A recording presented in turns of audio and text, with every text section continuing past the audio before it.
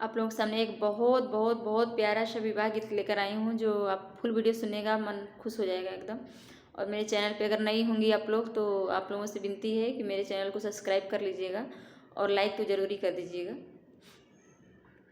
नदिया किनारे बाबा जीरावा बोवल, अरे के हो करी हैं जीरा रखवाला रे लालनवा, अरे के हो करी हैं जीरा रखवाला रे लालनवा।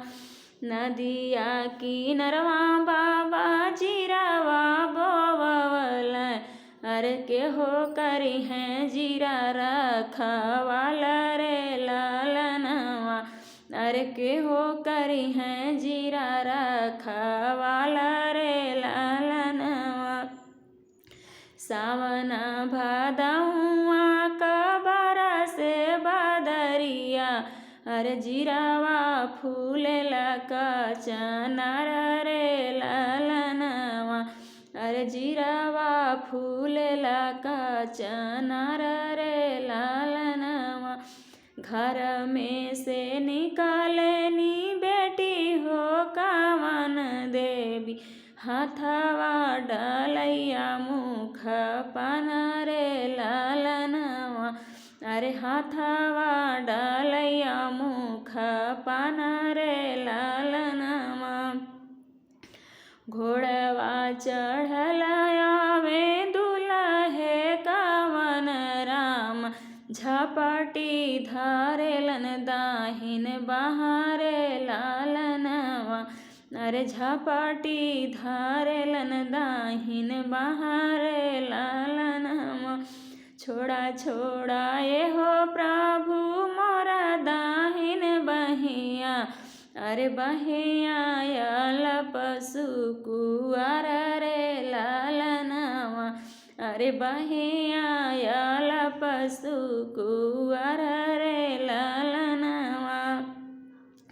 किया तो हूँ धनिया हो सचवा का ढारल, अरे किया तो है गड़ेला सोनार रे लालनवा, अरे किया तो है गढ़ेला सोनार रे लालनवा।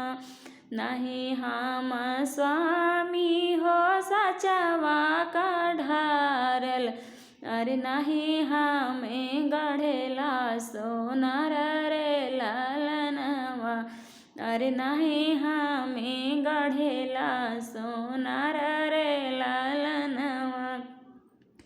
जन्म करम स्वामी बापा महतारी, अरे सूरत गढ़ेलन भगवान रे लालनवा, अरे सूरत गढ़ेलन भगवान रे लालनवा।